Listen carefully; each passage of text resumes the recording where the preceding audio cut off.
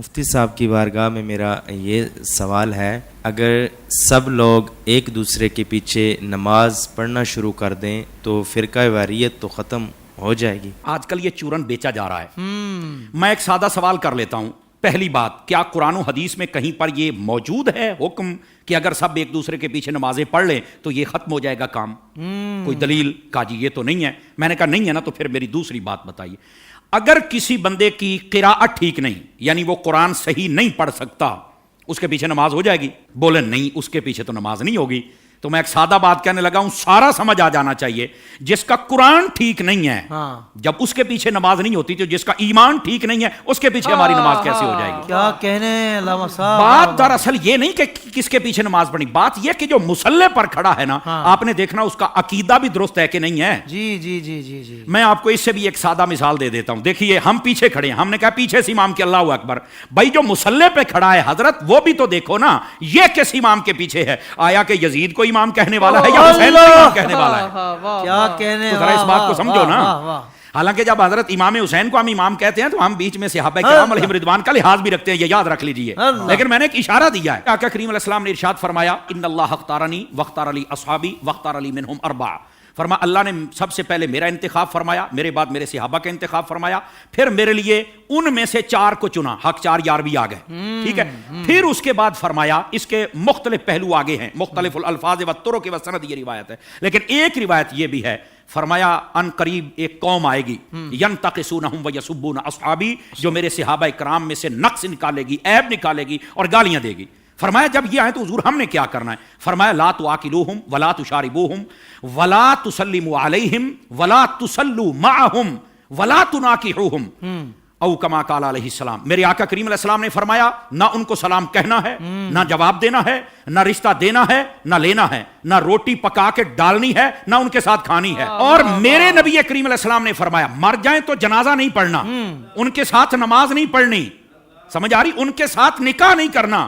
تو میں نے کہا یہ ہمیں چورن مت بیچو، ہم نے حضور کی حدیث پڑھی ہوئی ہے۔ اگر کوئی چاہتا ہے کہ ہمارے سامنے کھڑا ہو کر ہمارا امام بنے، امام بننے سے پہلے بندہ بن کے مجھے یہ بھی بتائے تیرا نبی کے بارے میں کیا عقیدہ ہے، تیرا صحابہ کے بارے میں کیا عقیدہ ہے، تیرا افضلیت صدیق اکبر بکار بارے میں کیا عقیدہ ہے، تو کل صحابہ کو جنتی مانتا ہے یا نہیں مانتا، تو نبی پاک کی اہل بیت کے بارے میں کیا کہتا ہے، یہ سارے عقیدے مجھے بتا دے، میں تیرے پیچھے کھڑا ہو کے نماز پڑھ لوں گا۔ کیا کہنے، کیا کہنے۔ ویسے یہ جو نمازوں کا شوق ہے نا، میں صرف اتنی بات بتا دوں بھائی جان، یہ ترمذی شریف میں روایت موجود ہے، ایسی روایات جب آتی ہیں تو پھر بیٹھ جاتے ہیں کیڑے مکوڑے، یتیم العلم یزید الفکر، وہ بیٹھ کے کہتے ہیں کہ نہیں یہ یوں نہیں، یہ یوں نہیں، یہ ٹھیک نہیں۔ میں نے کہا حضرت جب آپ کی اصل ہی ٹھیک نہیں تو آپ کو یہ بات کیسے سمجھ آئے گی؟ نبی پاک علیہ السلام تشریف فرما ہے، ایک شخص آ گیا، اس نے کہا حضور فلاں شخص فوت ہو گیا، جنازہ پڑھانا۔ فرمایا ہم نے نہیں پڑھانا اس کا، حالانکہ مشکات شریف پڑھ لو، حضور نے فرمایا جب کوئی فوت ہو جائے مجھے بتا کرو، جنازے میں پڑھاؤں گا۔ جی آپ اس بات کا اظہار فرمایا کرتے تھے کہ جنازہ میں نے پڑھانا، میں نے مفہوماً و مختصراً بات سنائی ہے، اس کا جنازہ کیوں نہیں پڑھا؟ جب سوال پوچھا گیا تو آقا کریم علیہ السلام نے فرمایا، انہ کان یبغض عثمان ابن عفان، یہ میرے عثمان سے بغض رکھتا ہے۔ جب حضرت عثمان کے بغضی کا جنازہ نہیں پڑھنا تو بتاؤ پھر ابو بکر کے بغضی کا جنازہ ہم کیسے پڑھ لیں؟ بتائیے کیسے ہم ان کے پیچھے نمازیں پڑھ لیں اور ان کے آگے کھڑے ہو کر ان کے جنازے پڑھائیں اور ان کے ساتھ ہم پیار کی پینگیں چڑھائیں اور ہم ان کو جفیاں ڈالیں؟ بھائی ان سب کو سمجھنا چاہیے، یہ ڈائریکشن ہے سیدھی سیدھی سڑک، یہ شفاعت نگر کی ہے، اس سڑک پر آ جائیں جس کا نام راستہ اہل سنت ہے، ہم تمہارے پیچھے کھڑے ہو کر نمازیں پڑھنے کے لیے تیار ہیں۔ تو جب عقیدہ ہی واضح نہیں ہے تو آڈی پنجابی کہندے نے ویکھ کے زہر تو کوئی نہیں پیندا۔ حضور شاہ صاحب ہماری پنجابی ویکھ کے زہر تو کوئی نہیں پیندا، تو پھر ہم تو نہیں پی سکتے۔ ویسے اگر کسی کو زیادہ شوق ہو نا، بس نہیں وہ قرآن پڑھتے ہیں تو چھوڑو جی چھوڑو، داڑھی بھی ہے تو چھوڑو جی چھوڑو، مصلی پہ ہے، تو میں نے کہا آبا صاحب اللہ کی تفسیر اٹھا کے دیکھ لے، یہ تیرا شوق بھی پورا ہو جائے گا۔ حضرت حافظ صاحب ہوا یہ کہ حضرت فاروق اعظم کا زمانہ اقدس سے ایک قریب محلے میں امام آ گیا، اس کو نماز کے لیے ہر نماز کے اندر جب وہ قرات کرتا ہے تو آبا صاحب تولا پڑھتا ہے۔ لوگوں نے کہا بھی اور قرآن نہیں آتا؟ کہتا آتا ہے۔ تو یہ کیوں پڑھتا ہے؟ کہتا مزہ آتا ہے۔ اچھا، انہوں نے کہا ذرا حضرت فاروق اعظم کی خدمت میں لے کے چلے۔ حضرت فاروق اعظم کو بتا، آپ نے طلب فرما لیا، واقعہ لمبا ہے، آپ نے طلب فرما لیا۔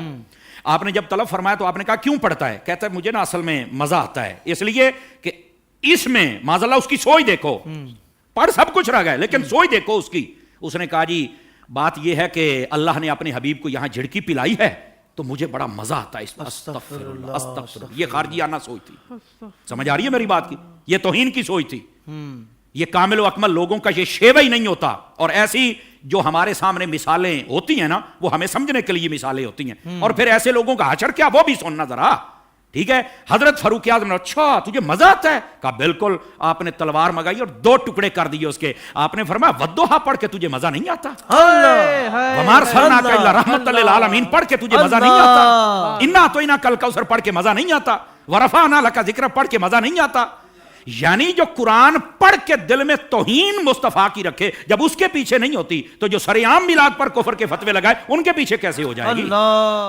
سوشل میڈیا پر اسلام کی صحیح تعلیمات جاننے کے لیے ابھی حافظ سائر قادری کا نیا YouTube channel Islamic digital studio subscribe کر لیں, اور ہاں نوٹیفیکیشن بیل آئیکن کو بھی پریس کر لیں تاکہ ہماری نئی ویڈیوز آپ تک بر وقت پہنچ سکے.